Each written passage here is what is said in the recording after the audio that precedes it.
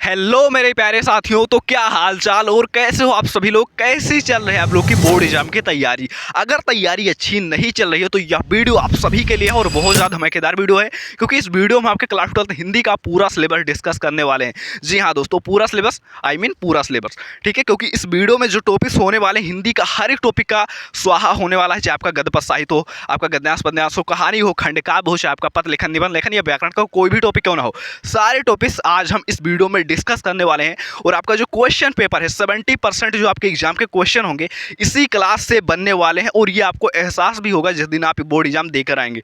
तो चलिए बिना देरी करते हुए शुरुआत करते हैं अपनी इस अमेजिंग क्लास की। पर उससे पहले आप सभी लोग मुझसे प्रॉमिस करो, इस क्लास को आप सभी लोग अंत तक जरूर देखोगे। और मैं आपसे प्रॉमिस करता हूँ जिस दिन आप बोर्ड एग्जाम देकर आएंगे उस दिन आपको एहसास होगा कि सच में उसी क्लास से आधे से ज़्यादा क्वेश्चन आए थे, और सच में वो क्लास बहुत ज़्यादा धमाकेदार रही आपकी बोर्ड एग्जाम की तैयारी के लिए।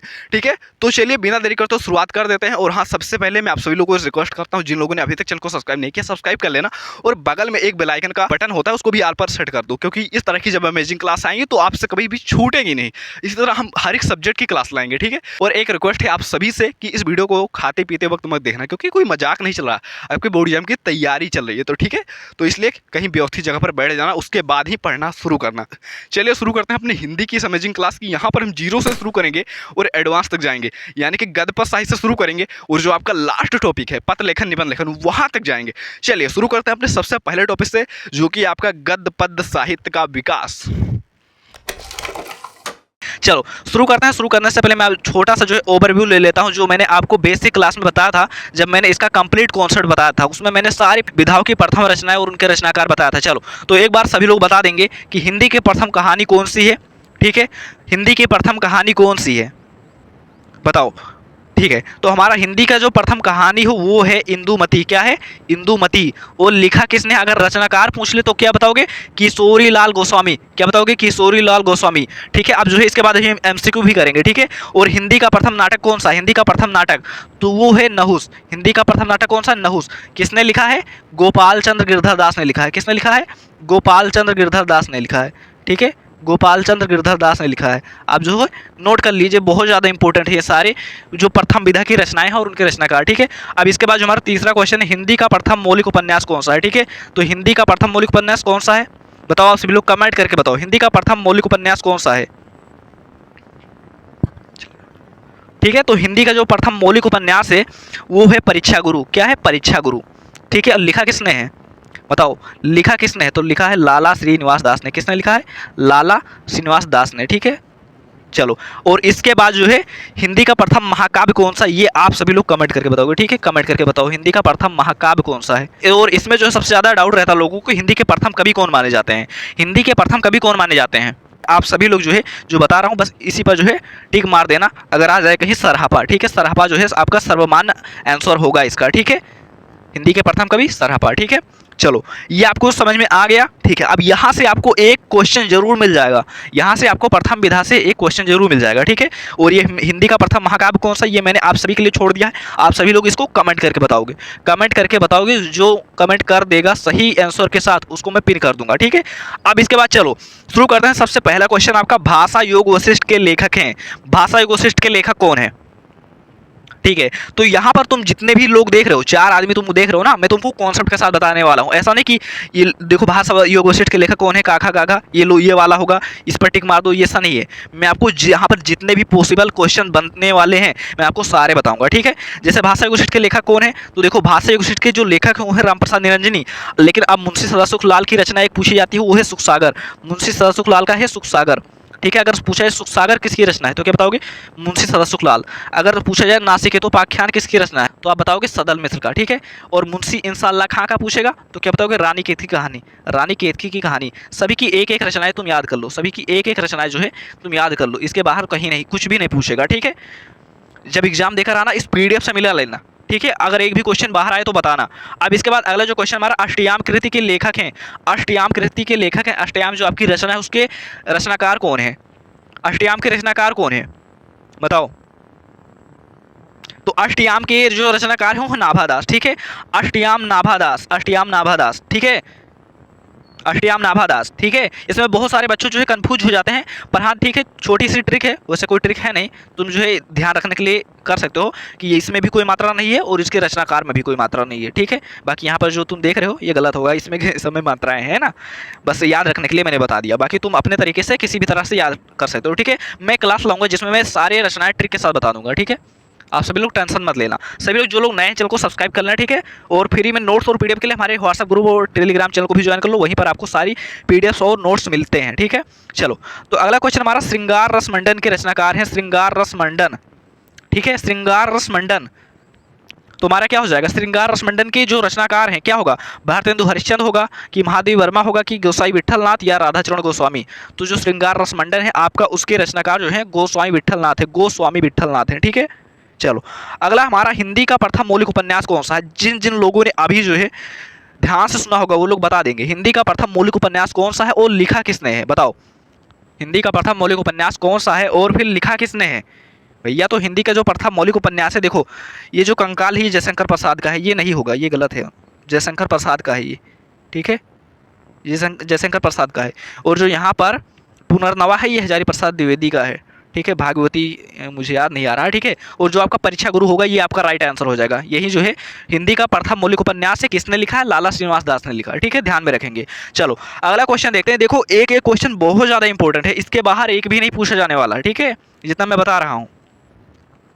चलो तो देखो आवारा मसीहा की रचना है, आवारा मसीहा की रचना है, बताओ आवारा मसीहा किसने लिखा है। ठीक है, आवारा मसीहा लिखा किसने है और विधा कौन सी है। देखो यहाँ पर बहुत दोनों ही पूछ सकता है, ये भी पूछ सकता है कि आवारा मसीहा के रचनाकार कौन है, और आपसे ये भी पूछ सकता है कि आवारा मसीहा किस विधा की रचना है। तो यहाँ पर क्या लिखा हुआ है, किस विधा की रचना है। देखो मैं सिर्फ 50 यहाँ पर लेकर आया हूँ, पर इन 50 में जब मैं कॉन्सेप्ट के साथ बता रहा हूँ ना, ये समझ लो यहाँ पर तुम्हारे 150 से भी ज़्यादा तुम्हारे यहाँ पर कंफर्म हो रहे हैं क्वेश्चन, क्योंकि देख रहे हो ना कि हर क्वेश्चन में तुमको एडवांस बताता चल रहा हूँ, है ना। चलो अब आवारा मसीहा की रचना की विधा है, तो आवारा मसीहा जो है वो है, आवारा मसीहा क्या है, जीवनी है। किसकी जीवनी है, विष्णु प्रभाकर की। ठीक है, किसकी जीवनी, अगर पूछे किसकी जीवनी है तो बता देना विष्णु प्रभाकर की जीवनी है। ठीक है, बहुत इंपॉर्टेंट क्वेश्चन है, छांट छांट कर लाया आप सभी के लिए। चलो अग्नि की उड़ान पुस्तक के रचनाकार कौन है, अग्नि की उड़ान पुस्तक के रचनाकार कौन है। ठीक है, तो ये आपके देखो अग्नि की उड़ान जो पुस्तक के रचनाकार कौन है, देखो सच्चिदानंद हिरन वात्सल्य होगा कि पंडित दीनदयाल उपाध्याय होगा कि धर्मवीर भारती या डॉक्टर एपीजे अब्दुल कलाम। तो देखो अग्नि की उड़ान जो है ये आपके ये जो है 12th वालों के पुस्तक में है, 12th वालों के पुस्तक में है। हम और हमारा आदर्श जिन्होंने लिखा है वही जो है अग्नि की उड़ान के भी लेखक हैं, डॉक्टर एपीजे अब्दुल कलाम। ठीक है, कन्फर्म है, आगे बढ़े। चलो अगला क्वेश्चन हमारा डिप्टी कलेक्ट्री के लेखक हैं, डिप्टी कलेक्ट्री के लेखक हैं, तो क्या हो जाएगा हमारा, डिप्टी कलेक्ट्री के जो लेखक वो है अमरकांत। अमरकांत की एक और रचना है बहादुर, बहादुर, बहादुर, ये जो है 12th में मिलता है। ठीक है, चलो चलो अगला क्वेश्चन हमारा ब्राह्मण पत्र के संपादक हैं, ब्राह्मण पत्र के संपादक हैं, तो लिख कर ले लो, ये जो है 2026 में आएगा, 2027 में भी आएगा और 2028 में भी आएगा। ठीक है, मतलब जब तक जो है आपका बोर्ड एग्जाम होता रहेगा तब तक ही आता रहेगा, इतना ज़्यादा इंपॉर्टेंट है ये। ठीक है, और जितने भी बता रहे हैं ये समझ लो इस 50 में से यार 10 ही तो पूछे जाने हैं, पक्का फंस जाएगा, 8 से 9 पक्का फंस जाएगा। और एक बार मैं और करवा दूंगा ताकि कोई भी एक भी बाहर ना आए। ठीक है, इस वीडियो पर जब 20 लाइक, ज़्यादा नहीं कि 1000 2000 कोई नहीं, 20 लाइक, ठीक है, बहुत छोटा टारगेट है, इतना पहुँचा दो, ये पूरा PDF मैं व्हाट्सएप ग्रुप पर डाल दूंगा, लिंक जो है डिस्क्रिप्शन में मिल जाएगा, जाकर ज्वाइन कर लो भी। ठीक है, ब्राह्मण पत्र के संपादक कौन है, तो ब्राह्मण पत्र देखो सारी पत्रिकाएं मैं एक बार बता देता हूँ, सारे पत्र और पत्रिकाएं मैं एक बार में बता दूँ जितने इंपॉर्टेंट है। चलो तो आप सभी लोग सब्सक्राइब कर दो, उसके बाद बता देते, सब्सक्राइब कर दो, कर दो, कर दिया। ठीक है, चलो सुनो, अगर पूछा जाए हंस पत्रिका, ध्यान से सुन लो, सिर्फ सुनना है, नंबर फ्री के मिलेंगे। हंस पत्रिका तो मुंशी प्रेमचंद। ठीक है, ब्राह्मण पत्रिका पंडित प्रताप नारायण मिश्र, सरस्वती महावीर प्रसाद द्विवेदी, कवियोचन सुधा भारतेंदु हरिश्चंद्र, आनंद कादम्बनी बद्रीनाथ चौधरी प्रेमगन, और हिंदी प्रदीप बालकृष्ण भट्ट। यही जो है इंपॉर्टेंट पत्रिकाएं हैं, अगर आपको नहीं सुनाई दिया है एक बार रिपीट करके देख सकते हो। ठीक है, चलो अब जो है हम यहाँ पर क्या पूछा, ब्राह्मण पत्र के संपादक, तो अभी मैंने ब्राह्मण पत्र का भी बताया, क्या बताया था, प्रताप नारायण मिश्र। ठीक है, चलो ये हमारा राइट आंसर हो जाएगा 8 का गा। अगला देखो, अगला क्वेश्चन है, डॉक्टर हजारी प्रसाद द्विवेदी की रचना है, बताओ डॉक्टर हजारी प्रसाद द्विवेदी की रचना कौन सी है। तो देखो हमारा मसीहा है विष्णु प्रभाकर की है, ये तो नहीं होगा, ये किसका है, विष्णु प्रभाकर का, ये भी नहीं होगा। ये खा नंबर है विचार परवा, हाँ यही जो है इसका राइट आंसर, विचार परवा, ये डॉक्टर हजारी प्रसाद द्विवेदी की रचना है। ठीक है, रानी केतकी की कहानी के लेखक हैं अगला क्वेश्चन हमारा, रानी केतकी की कहानी के लेखक हैं कौन है? रानी केतकी की कहानी के लेखक की जो आपकी कहानी है, पहली कहानी, हिंदी की पहली कहानी है, बताओ क्या होगा? मुंशी प्रेमचंद होगा, सदल मिश्र, इंसाल्लाह खां की मुंशी सदाशुक लाल। अभी मैंने जब ऊपर बताया था चार नाम, चारों नाम की एक एक रचनाएं बताई थी, इन चारों की एक एक रचनाएं जो है बहुत ज़्यादा इंपॉर्टेंट है ना। सदल मिश्र का नासिक हेतुपाख्यान है ना, उसके बाद में मुंशी सदाशुक लाल का सुखसागर, मुंशी प्रेमचंद यहाँ पर आ गए हैं, ठीक है। मुंशी प्रेमचंद की बहुत सारी रचनाएं हैं, करबला, रूठी, रानी प्रेम की बेदी, है ना, बहुत सारी कहानियां हैं, कहानी सम्राट कहे जाते हैं ना। तो जो यहाँ पर पूछा क्या है, रानी केतकी की कहानी, तो ये है इंसाल्लाह खां, इन्होंने लिखा है, ठीक है, और हिंदी की प्रथम कहानी है, ठीक है। चलो अगला देखते हैं, हिंदी के एकांकी जनक माने जाते हैं, हिंदी के एकांकी जनक माने जाते हैं, बताओ कौन माने जाते हैं? ये जो है नाइन्थ में थे, नाइन्थ में जिन्होंने वो लिखा था, क्या बताते हैं? पन्नाध्याय, पन्नाध्याय क्या था? दीपदान एकांकी, किसने लिखा था? रामकुमार वर्मा, वही जो है एकांकी के जनक भी कहे जाते हैं, ठीक है। अगला क्वेश्चन हमारा, जयशंकर प्रसाद का नाटक है, तो देखो जयशंकर प्रसाद का कोई भी सभी नाटक याद कर लो, कोई भी पूछा जा सकता है, ठीक है। उपन्यास पूछे तो कंकाल तितली इरावती, है ना। उसके बाद में अगर नाटक पूछे, चंद्रगुप्त, अस्कंदगुप्त, ध्रुवसानी, अजातशत्रु, ठीक है, ये सारे जो है इनके नाटक हैं। अगर काव्य की बात करें तो झरना, आंसू लहर, है ना, प्रेम पथिक, कामायनी, और भी बहुत सारे काव्य हैं, ठीक है, जो मैंने आपको बता दिया। अब जो है यहाँ पर पूछा क्या, नाटक, प्रथम नाटक, तो ये होगा ध्रुव स्वामिनी, ठीक है। अगला कौन सा, राष्ट्र का स्वरूप निबंध के लेखक हैं? राष्ट्र का स्वरूप निबंध के लेखक कौन है, बताओ? राष्ट्र का स्वरूप निबंध के लेखक कौन है? तो राष्ट्र का स्वरूप ये जो निबंध है आपका पृथ्वीपुत्र से लिया गया है, पृथ्वीपुत्र निबंध संग्रह से लिया गया है, और जो पृथ्वीपुत्र निबंध संग्रह है वो किसका है? डॉक्टर वासुदेव अग्रवाल का है, तो इन्हीं की रचना भी हो जाएगी, ठीक है। अगला क्वेश्चन हमारा, भाग्य और पुरुषार्थ के लेखक कौन है? भाग्य और पुरुषार्थ के लेखक कौन है, बताओ? तो पहला ऑप्शन आपका सही हो जाएगा, जैनेन्द्र कुमार, ठीक है। भाग्य और पुरुषार्थ के लेखक कौन है? जैनेन्द्र कुमार, ठीक है। एक सेकंड,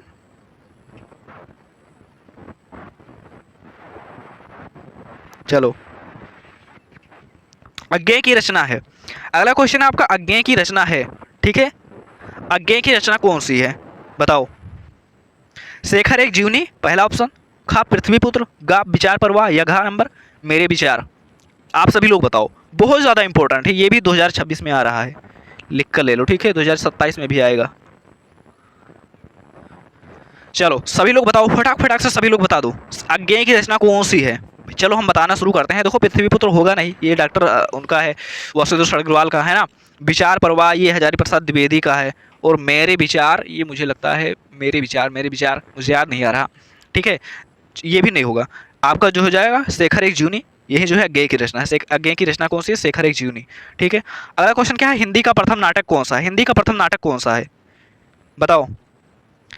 देखो ये चंद्रगुप्त है, जयशंकर प्रसाद ने लिखा, जयशंकर प्रसाद छायावाद युग के लेखक हैं। तो तुम प्रथम पूछा है, तो प्रथम तो में तो छायावाद से कोई संबंध ही नहीं है, एक तरह से देखा जाए ना, तो छायावाद बहुत बाद में आया, तब तक तो प्रथम क्या दसम, लगभग 100 से ज़्यादा नाटक लिख चुके होंगे, है ना, तो ये तो नहीं होगा। और उसके बाद में भारत दुर्दशा, ये किसका है? भारतेंदु हरिश्चंद्र का। भारत देखो, भारत से शुरू हो रहा है, और इसके जो रचनाकार हैं भारतेंदु हरिश्चंद्र, उनका भी नाम भारत से शुरू हो रहा है, ठीक है, तो इससे तुम याद रखते हो, ये भी नहीं होगा।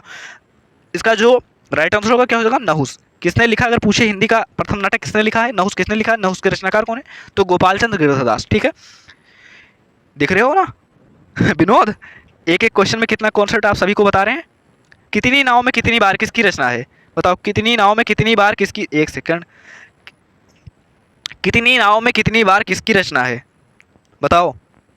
कितनी नाव में कितनी बार, ये है आपका सच्चिदानंद हीरानंद वासनज्ञ का, ठीक है।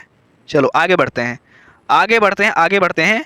आनंद कादम्बनी, अभी अभी मैंने बताया था आनंद कादम्बनी, बताओ क्या बताया था मैंने? आनंद कादम्बनी के रचनाकार क्या बताया था हमने, याद है तुमको? अभी अभी मैंने सारे पत्र बताए थे। आनंद कादम्बनी, देखो हिंदी प्रदीप बालकृष्ण भट्ट का बताया था, ये नहीं होगा, ठीक है।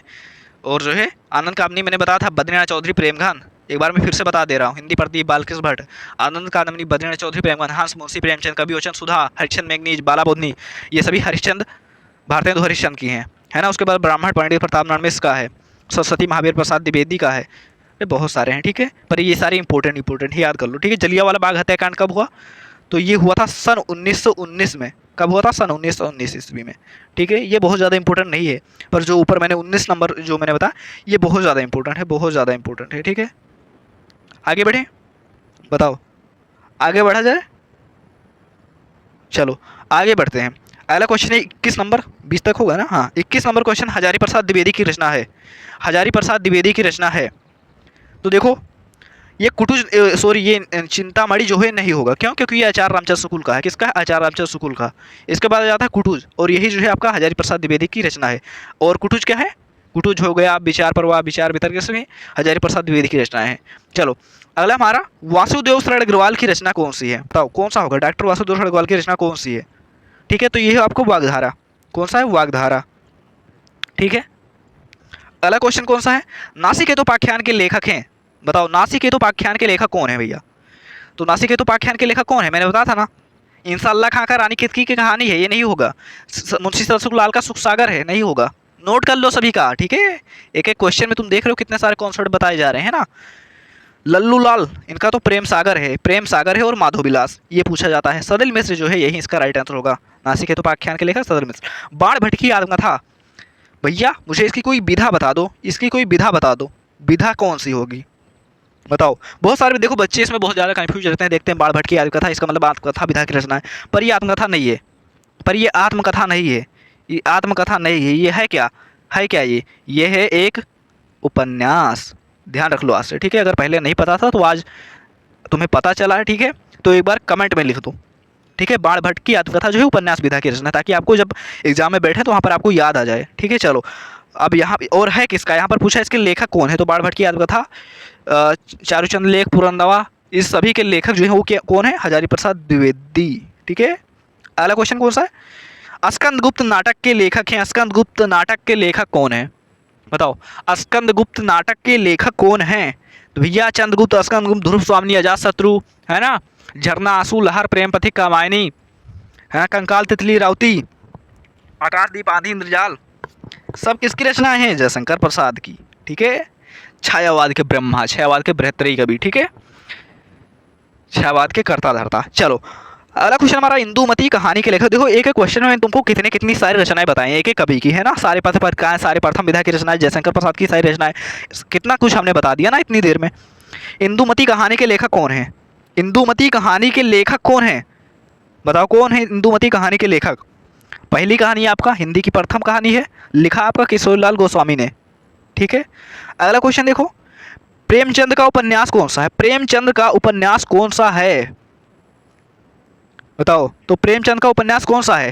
देखो कंकाल, तितली, राउती मैंने बताया जयशंकर प्रसाद का है, काट दो इसको। ये गोदान जो है यही जो है प्रेमचंद का विश्व प्रसिद्ध उपन्यास है, ठीक है, नोट कर लो इसको। अब इसके बाद आपका आ जाता है कल्पलता के लेखक कौन है? कल्पलता किसका है? कल्पलता के लेखक कौन है? बताओ कल्पलता के लेखक कौन है? तो कल्पलता के लेखक हैं आपके हजारी प्रसाद द्विवेदी। कौन है? कल्पलता के लेखक हैं आपके हजारी प्रसाद द्विवेदी, ठीक है। आगे बढ़ें। चलो अगला क्वेश्चन आपका ध्रुव यात्रा कहानी के लेखक हैं। ध्रुव यात्रा कहानी के लेखक कौन है? ध्रुव यात्रा कहानी के लेखक कौन है? ये 12th की कहानी है। 12th में आपके 12th के पाठ पुस्तक में कहानियों में जो सबसे पहली कहानी ध्रुव यात्रा, उसके लेखक कौन है? तो वो हैं, देखो अमरकांत, ये इन्होंने लिखा बहादुर, याद कर लो बहादुर, इनका ये नहीं है। किसका है ये है जयनंद कुमार का। ध्रुव यात्रा जयनंद कुमार ने लिखा है। कलम का सिपाही के रचनाकार कौन है? कलम का सिपाही किसने लिखा है? देखो अगर तुमसे पूछा जाए कलम का सिपाही के रचनाकार कौन है, यहाँ पर ध्यान देना, ठीक है। बहुत सारे लोग इसमें कंफ्यूज हो जाते हैं। कलम का सिपाही ये किसकी रचना है, यानी ये किसकी जीवनी है? तो ये प्रेमचंद की जीवनी है, मतलब इसमें प्रेमचंद की जीवनी लिखी गई है। पर लिखा किसने है? लिखने वाले कौन है? रचनाकार कौन है? तो वो है अमृत राय। तो इसका जो है अमृत राय सही आंसर हो जाएगा। देखो वहाँ पर अगर सिर्फ ये पूछा जाए कलम का सिपाही किस साहित्यकार की जीवनी है, तब आप प्रेमचंद लगाएंगे, वरना रचनाकार, इसके लेखक, चाहे जो पूछ ले आप अमृत राय लगा देंगे, ठीक है। कंफ्यूज मत होना, ठीक है। किस साहित्यकार की जीवनी है? प्रेमचंद। रचनाकार कौन है? अमृत राय, ठीक है। चलो पल्लव के रचयिता कौन है? पल्लव के रचयिता कौन है? बताओ। अभी कुछ क्वेश्चन आपको देते रहेंगे, बीच बीच में हम 2-4 क्वेश्चन आपको देंगे भी खुद से करने के लिए, ठीक है, जिसमें तुम लोग बहुत ज़्यादा कंफ्यूज होते हो, ठीक है। पल्लव के रचयिता कौन है? तो पल्लव हो गया, परिवर्तन हो गया। इनके रचयिता जो हैं वो है सुमित्रा नंदन पंत। कौन है?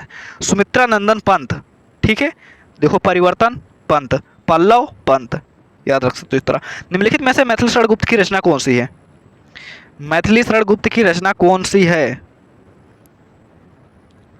तो मुझे लगता है दीप शिखा तो महादेव वर्मा का है, ये नहीं होगा।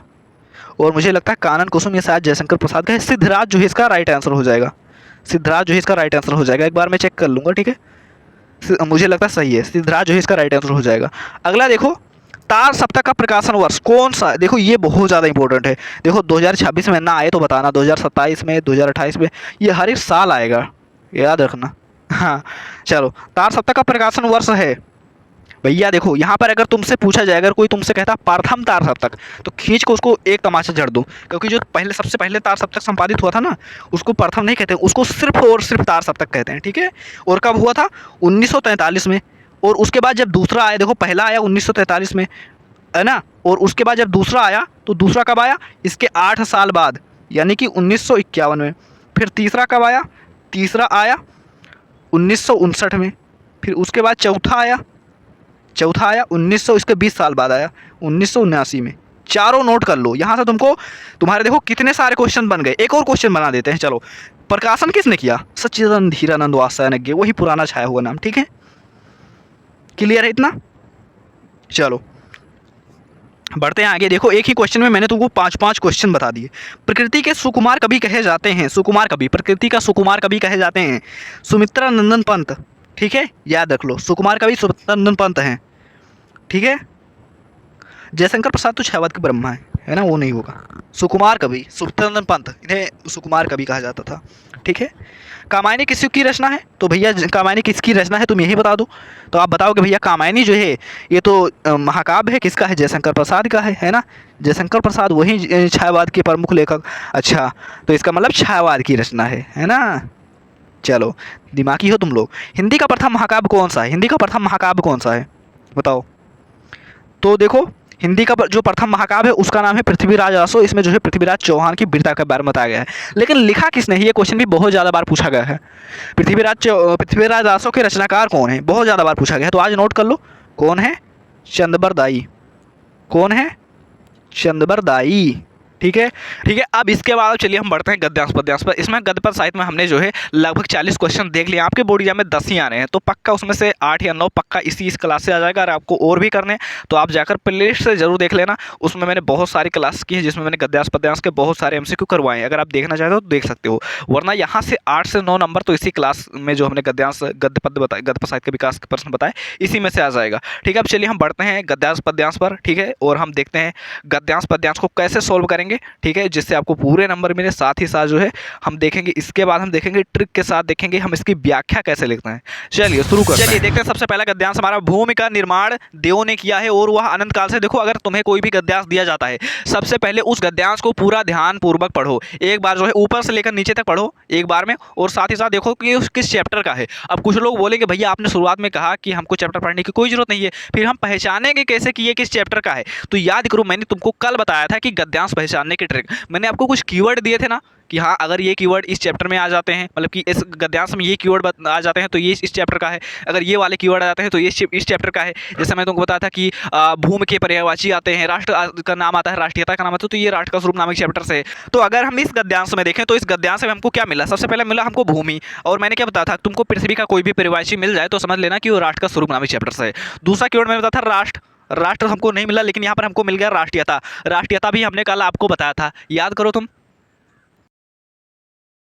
की बात करें, संस्कृति की बात करें, तीन चीजें, जन की संस्कृति की बात करें, भूमि की बात करें, राष्ट्रीय जन की बात करें, राष्ट्र संवर्धन की बात करें, राष्ट्रीयता की बात करें, है ना। तो मैंने आपको राष्ट्रीयता भी बताया था। मैंने बताया था अगर कोई राष्ट्रीयता आपको मिल जाए, कहीं पर आपको क्या मिल जाए, पृथ्वी मिल जाए, तो आप समझ जाना कि वो जो गद्यांश है वो राष्ट्र का स्वरूप नामक पाठ से लिया गया है। अब आपने समझ लिया कि ये जो है राष्ट्र का स्वरूप नामक चैप्टर से है ना।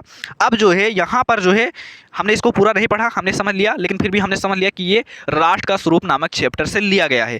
अब चलो हमको जितना अनुवाद करना है, जिसकी हमको व्याख्या करना है, वो हम देख लेते हैं। जो राष्ट्रीयता पृथ्वी के साथ नहीं जुड़ी वह निर्मूल होती है। राष्ट्रीयता की जड़ें पृथ्वी में जितनी गहरे होंगी उतना राष्ट्रीय भावों का अंकुर पल्लवित होगा।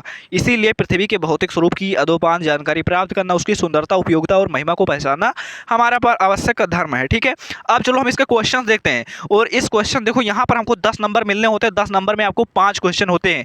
5 में से एक संदर्भ रहेगा, एक आपका व्याख्या रहेगा, और 3 जो है उसी पैराग्राफ पर, उसी गद्यांश पर पर बेस्ड क्वेश्चन होंगे जिसके आंसर उसी गद्यांश में आपको मिल जाएंगे। उपयुक्त गद्यांश के पाठ हो लेखक का नाम लिखिए। ठीक है, यानी यहाँ पर हमको जो है संदर्भ लिखने के लिए कहा गया है। लेकिन यहाँ पर हम ये भी लिख सकते हैं कि उपयुक्त गद्यांश के पाठ का नाम राष्ट्र का स्वरूप है और इसके लेखक डॉक्टर वासुदेव सड़गरवाल जी हैं। ठीक है, लेकिन चलिए हम आपको बताते हैं इसको कैसे लिखना है। तो यहाँ पर लिखेंगे प्रस्तुत गद्य अवतरण हमारी पाठ्य पुस्तक के गद्य भाग में संकलित एवं भारतीय संस्कृति के अध्येता डॉक्टर वासुदेव सड़गरवाल द्वारा लिखित राष्ट्र का स्वरूप शीर्षक निबंध से अवतरित है। आपको बहुत बड़ा दिखाई दे रहा होगा, चलिए मैं आपके लिए छोटा कर देता हूँ। तो हम यहाँ पर लिखेंगे प्रस्तुत गद्यावतरण हमारी पाठ्य पुस्तक हिंदी के गद्य भाग में संकलित। इसको आप काट सकते हैं, यहाँ से आप कट कर दीजिए, यहाँ से आप इसको कट कर दीजिए। ठीक है, इसको भी आप कट कर दीजिए। छोटा हो गया ना, कितना छोटा हो गया। प्रस्तुत गद्यांश हमारी पाठ्य पुस्तक के गद्य भाग में संकलित डॉक्टर वासुदेव सड़गरवाल द्वारा लिखित राष्ट्र का स्वरूप निबंध से उद्धृत है ना। संदर्भ हमारा बन गया आसानी से। आप ये भी लिख सकते हैं कि प्रस्तुत गद्यांश हमारी पाठ्य पुस्तक हिंदी के राष्ट्र का स्वरूप नामक पाठ से लिया गया है। इसके लेखक डॉक्टर वासुदेव सड़गरवाल जी हैं। आसान शब्द रहेगा ये वाला। ठीक है, अब यहाँ पर आप इस तरह भी लिख सकते हैं, पाठ का नाम राष्ट्र का स्वरूप और लेखक का नाम डॉक्टर वासुदेव सड़गरवाल। लेकिन जब तुमको संदर्भ पूछा जाएगा तब तुमको यही लिखना होगा जो मैंने ऊपर तुमको बताया। और जब तुमको यहाँ पर क्या पूछा गया था कि पाठ के नाम और लेखक का नाम लिखिए, तब आप जो है इस तरह ऑप्शनल इस तरह लिख सकते हैं, तब आप जो इस तरह लिख सकते हैं। लेकिन तब भी मैं यही कहूँगा कि आप हमेशा संदर्भ ही लिखिएगा। ठीक है, ये क्वेश्चन हम आसानी से कर ले जाएंगे। कैसे कर ले जाएंगे? क्योंकि भैया इसमें हमको गद्यांश का पाठ और लेखक का नाम लिखना रहता है। अब पाठ के मतलब उनके लेखक का नाम तो हमको पता है कि राष्ट्र का स्वरूप वासुदेव सड़गरवाल जी का है, निंदा रस हरिशंकर परसई का है, इस तरह तो हम पहचान जाते हैं। ठीक है, और जो है चैप्टर भी आपने पहचानना बता दिया कि मतलब गद्यांश भी आपने पहचानना बता दिया कि ये किस चैप्टर का है। इसके लिए आपने कीवर्ड बताया था कुछ। हाँ ठीक है, तो आप सभी लोगों ने अगर नहीं देखा तो आप सभी लोग जाकर वो वाली क्लास जरूर देख लीजिए जिसमें हमने बताया था कि किसी गद्यांश को कैसे पहचाने कि वो किस चैप्टर का है। ठीक है, लिंक आपको डिस्क्रिप्शन में मिल जाएगा, जाकर एक बार जरूर देख लीजिएगा। चलो अब इसके बाद आता हमारा व्याख्या। रेखांकित अंश की व्याख्या कीजिए। तो व्याख्या करने के लिए हम क्या करेंगे, सबसे पहले ये जिस चैप्टर का गद्यांश है उसके लेखक कौन है, तो आप बताओगे भैया डॉक्टर वासुदेव सड़गरवाल। तो हम यहाँ पर लिखेंगे कि डॉक्टर वासुदेव सड़गरवाल कहते हैं कि या फिर ये लिख सकते हैं कि डॉक्टर वासुदेव सड़गरवाल का मानना है कि, आपको जो अच्छा लगे आप लिख सकते हैं, पर ठीक है अच्छा रहेगा। डॉक्टर वासुदेव सड़गरवाल कहते हैं कि, उसके बाद में आपको इसका व्याख्या करना है। यहाँ पर आपको अंडरलाइन दिख रहा होगा, ये जो गद्यांश है आपका अंडरलाइन है, इतना इतना ही हमको जो है व्याख्या में लिखना है। तो यहाँ पर हमको क्या दिख रहा है कि जो राष्ट्रीयता पृथ्वी के साथ नहीं जुड़ी वह निर्मूल होती है। राष्ट्रीयता की जड़ें पृथ्वी में जितनी गहरे होंगी उतना ही राष्ट्रीय भाव का अंकुर पल्लवित होगा। इसीलिए पृथ्वी के भौतिक स्वरूप की अदोपांत जानकारी प्राप्त करना, उसकी सुंदरता, उपयोगिता और महिमा को पहचानना हमारा आवश्यक धर्म है। तो यहाँ पर हम इस तरह नहीं लिख सकते कि जो है डॉक्टर वासुदेव सड़गरवाल कहते हैं कि, उसके बाद में पृथ्वी और राष्ट्रीयता के संबंध बताते हुए कहते हैं ना, पृथ्वी और राष्ट्रीयता के बारे में संबंध बताते हुए कहते हैं कि जो हमारी राष्ट्रीय भाव होते हैं, राष्ट्रीय भाव पृथ्वी से उत्पन्न होते हैं, और जो राष्ट्रीय भाव पृथ्वी से नहीं जुड़े होते हैं, जो राष्ट्रीय भावनाएं पृथ्वी से नहीं जुड़े हुए होते हैं, वो निर्मूल होती हैं अर्थात निराधार होती हैं। इस तरह हम लिख सकते हैं, है ना। हमारी राष्ट्रीय भावों का अंकुर उतना ही पल्लवित होगा, मतलब हमारी राष्ट्रीय भावनाएं उतनी ही मजबूत होंगी, है ना, जितना हम अपनी पृथ्वी के प्रति सचेत रहेंगे। ठीक है, यही हमको लिखना है। चलो तो यहाँ पर हम क्या लिख देंगे, व्याख्या में हम क्या लिख देंगे यहाँ पर कि डॉक्टर वासुदेव सड़गरवाल के अनुसार, या डॉक्टर वासुदेव सड़गरवाल कहते हैं कि, जैसा मैंने तुमको पहले बताया, या फिर डॉक्टर वासुदेव सड़गरवाल का मानना है कि, मतलब उस चैप्टर के लेखक के नाम से आप शुरुआत करेंगे। क्या लिखेंगे कि राष्ट्रीयता और पृथ्वी का संबंध अटूट है ना, और जो है अनिवार्य रूप से आवश्यक भी है। बिना राष्ट्रीयता मतलब बिना पृथ्वी के राष्ट्रीय भाव नहीं हो सकते। इसीलिए पृथ्वी के साथ राष्ट्रीयता का संबंध अथवा आधार जितना अधिक मजबूत होगा उतना ही राष्ट्रीय भावों का विकास भी होगा, उतनी ही हमारी राष्ट्रीय भावनाएं मजबूत होंगी। ठीक है, और जिस राष्ट्रीयता का संबंध पृथ्वी के साथ नहीं जुड़ा होता है वह राष्ट्रीयता निराधार होती है, निर्मूल होती है, उसका कोई मतलब नहीं होता है, वह राष्ट्रीयता व्यर्थ होती है। ठीक है, इस दृष्टि से प्रत्येक व्यक्ति का यह परम आवश्यक कर्तव्य धर्म है कि जो है वह पृथ्वी के भौतिक स्वरूप की प्रति जो है पूरी तरह से परिचित रहे, है ना, उसके नदियों के प्रति, उसकी झीलों के प्रति, उसके भौतिक स्वरूप के प्रति, है ना, उसकी सड़कों के प्रति तो सचेत रहे। साथ ही साथ उसके सौंदर्य, उसकी उपयोगिता और उसके महत्व की भी आधिकारिक जानकारी रखे, उसके महत्व को समझे, उसके भौतिक स्वरूप के प्रति सचेत रहे, उसकी जानकारी रखे। ठीक है, तो ये हमारा इसका बन गया अच्छे से, इसका गद्यांश का व्याख्या भी अच्छे से बन गया, है ना, बहुत आसान था। ठीक है, ज़्यादा लिखना नहीं रहता। ठीक है, चलो अब इसके बाद में हमारा अगला क्वेश्चन कौन सा है, हमारा जो है फर्स्ट क्वेश्चन हो गया गद्यांश मतलब कि, और जो है संदर्भ हो गया, हमारा व्याख्या भी हो गया। इसके बाद हमारा अगला क्वेश्चन है, अगले 3 क्वेश्चन तो बहुत ज़्यादा आसान होते हैं, ये आपको गद्यांश में ही मिल जाएंगे, बस आपको लिखने का तरीका मालूम होना चाहिए। यहाँ पर लिखा हुआ है कि राष्ट्रभूमि के प्रति हमारा आवश्यक कर्तव्य क्या है। अभी आप सभी लोगों ने पढ़ा कि राष्ट्रभूमि के प्रति हमारा आवश्यक कर्तव्य क्या है, कि हम जो है उसके भौतिक स्वरूप के प्रति जानकारी रखें, है ना, यही तो उसके अंग अंग के प्रति सचेत रहें। तो यहाँ पर हम क्या लिखेंगे कि जो है राष्ट्रभूमि के प्रति हमारा आवश्यक कर्तव्य है कि हम जो है अपनी इस भूमि के रूप, सुंदरता और समृद्धि के प्रति सचेत रहें। किसी भी दशा में इस भूमि के रूप एवं सौंदर्य आदि को विकृत ना होने दें, मतलब इसके बिगड़ने ना दें। ठीक है, ये हमारा हो गया। अगला क्वेश्चन हमारा चौथा नंबर जो है इसमें इस गद्यांश में दिया गया है कि किस प्रकार की राष्ट्रीयता को लेखक ने निर्मूल कहा है। अगर तुम देखोगे ये सारे जो क्वेश्चन आपको यहाँ पर दिखाई दे रहे हैं इसी गद्यांश में मिल जाएंगे। देखो अगर तुम इसको ढूंढने आओगे इसमें, तो इसमें यहाँ पर तुमको मिलेगा, क्या मिलेगा कि जो है यहाँ पर लिखा हुआ है कि जो राष्ट्रीयता पृथ्वी के साथ नहीं जुड़ी हुई होती है वह निर्मूल होती है। यहाँ पर क्या पूछा गया था कि किस राष्ट्रीयता को लेखक ने निर्मूल कहा है, तो यहाँ पर हमको आंसर क्या मिला कि जो राष्ट्रीयता पृथ्वी के साथ नहीं जुड़ी वह निर्मूल होती है ना। तो हमको आंसर मिल गया, इतना सा आप उठाकर लिख देंगे इसके आंसर में, है ना। अब इसके बाद अगला क्वेश्चन है, यह पृथ्वी सच्चे अर्थों में क्या है। यह पृथ्वी सच्चे अर्थों में क्या है। चलो इसका भी अगर हम आंसर यहाँ पर देखना चाहें तो यहाँ पर हमको क्या मिल जाएगा बताइए। यहाँ पर ये देखिए, यह पृथ्वी सच्चे अर्थों में समस्त राष्ट्रीय विचारधाराओं की जननी है, या हम कह सकते हैं कि हमारी विचारधाराओं की, राष्ट्रीय विचारधाराओं को जन्म देने वाली है। ठीक है, ये हमारा आसानी से हो जाएगा। तो आप सभी ने देखा कि हमको जो है 10 नंबर मिलने होते हैं। 10 नंबर में अगर देखा जाए तो पहला काम होता है हमारा संदर्भ का। संदर्भ हम आसानी से लिख लेंगे क्योंकि हमको पाठ के लेखक का नाम पता है, बस 5 से 6 पाठ ही तो है ना, हम याद कर लेंगे आसानी से। उसके बाद में गद्यांश पहचानना मैं तुमको आसानी से बता दिया है, पिछली वीडियो में मैंने बता रखा, वहाँ से देख लोगे। उसके बाद में मैंने तुमको व्याख्या में तुमको अच्छे से बता दिया कि हाँ सबसे पहले उसके लेखक से शुरू करोगे, है ना। उसके बाद में जो आपको वहाँ पर कीवर्ड दिए रहेंगे उसमें क्या करोगे, थोड़े से पर्यायवाची शब्द का आप प्रयोग कर सकते हो उसको गद्यांश को लिखने के लिए, थोड़ा सा आसान उसको बना सकते हैं। ठीक है, उसके बाद में जो है यहाँ पर जो 3 क्वेश्चन दिए रहेंगे तो बहुत ही आसान होंगे। ये समझ लो कि आपके 6 नंबर तो बिल्कुल मुफ्त के ही हैं, वैसे ही रखे रहते हैं, है ना। ये 6 नंबर वैसे ही रखे रहते हैं। बस गद्यांश में जाओ, वहाँ से आंसर ढूंढो और जो है थोड़ा सा अपने लैंग्वेज में लिख दो, मतलब वही कीवर्ड वही होना चाहिए, आंसर वही मिल जाएगा आपको। ठीक है, चलो तो आपने समझ लिया कि हाँ गद्यांश हम कैसे करते हैं, है ना। आई होप क्लियर होगा। चलो अब हम देख लेते हैं पद्यांश, और जिन्होंने अभी तक चैनल को सब्सक्राइब नहीं किया आप सभी लोग सब्सक्राइब कर लो भाई। ठीक है, हाँ तो हमारा जो पद्यांश है वो क्या है, देखो मोस्ट इंपॉर्टेंट पद्यांश है, हर साल पूछा जाता है। ठीक है, मोस्ट इंपोर्टेंट पद्यांश है, पवन दूत का चैप्टर का है। मैंने, अगर आप सभी लोगों ने जैसे चैप्टर नहीं पढ़ा है, मतलब राष्ट्र का स्वरूप पवन दूत का मैंने पढ़ा रखा, आप सभी लोगों को वीडियो मिल जाएगी, सभी लोग जाकर एक बार जरूर देख लेना। ठीक है, वीडियो आप सभी लोगों को मिल जाएगी। ठीक है, तो वो हमारा यहाँ पर पद्यांश क्या है कि लज्जाशीला पथिक महिला जो कहीं दृष्टि आए होने देना विकृत वसना, तू ना तू सुंदरी को, जो थोड़ी भी श्रमित वह हो गोद ले श्रांति खोना, होठों की और कमल मुख की मलानताएँ मिटाना, कोई क्लांता कृषक ललना खेत में जो दिखावे, धीरे धीरे परस उसकी क्लांतियों को मिटाना, जाता कोई जलद यद हो ब्यों में तो उसे ला छाया द्वारा सुखित करना, तब तो भूतांगना को। देखो तुमको पढ़ने में कठिन लग रहा होगा पर इसका व्याख्या बहुत ही आसान है। अगर तुमको यहाँ पर व्याख्या देखोगे तो यहाँ पर पवन जी वायु से बात करते हुए, मतलब कि राधा जी जो है पवन से बात करते हुए कहती हैं कि देखो सिंपल सा, देखो यहाँ पर इसका अनुवाद है कि अगर तुमको रास्ते में कोई लज्जाशील पथिक महिला अगर तुमको दृष्टि आए यानी कि दिखाई दे, तो उसके वस्त्रों को तो विकृत ना होने देना, मतलब अस्त व्यस्त तुम ना कर देना, मतलब तुम तो चंचल हो, तुम हो सकता है तुम हवा मारो उड़ जाए उसके वस्त्र, तो इस तरह उसको वस्त्रों से अनावृत मत कर देना। अगर वो थोड़ी सी शर्मित हो यानी थोड़ी सी थकी हुई हो तो उसे अपने गोद में ले लेना और उसकी थकान को मिटा देना। ठीक है, उसके बाद में क्या है कि होठों की और कोमल मुख की मलानताएं मिटाना, या और जो है उस स्त्री के होठों की और उसके कमल समान मुख की जो है मलानताओं को मिटाना। साथ ही साथ अगला क्या है, कोई कलांता कृषक ललना खेत में जो दिखावे, अगर कोई तुमको कलांता मतलब दुखी, अगर तुमको कोई दुखी कृषक ललना यानी किसान की स्त्री खेत में दिखाई दे, अगर तुमको कोई किसान की स्त्री खेत में जो दिखावे यानी खेत में अगर तुमको दिखाई दे तो क्या करना, धीरे धीरे परस, धीरे धीरे से स्पर्श करके उसके क्लांतियों को मिटाना। क्लांतियों मतलब दुख हो तो उसके दुखों को मिटाना।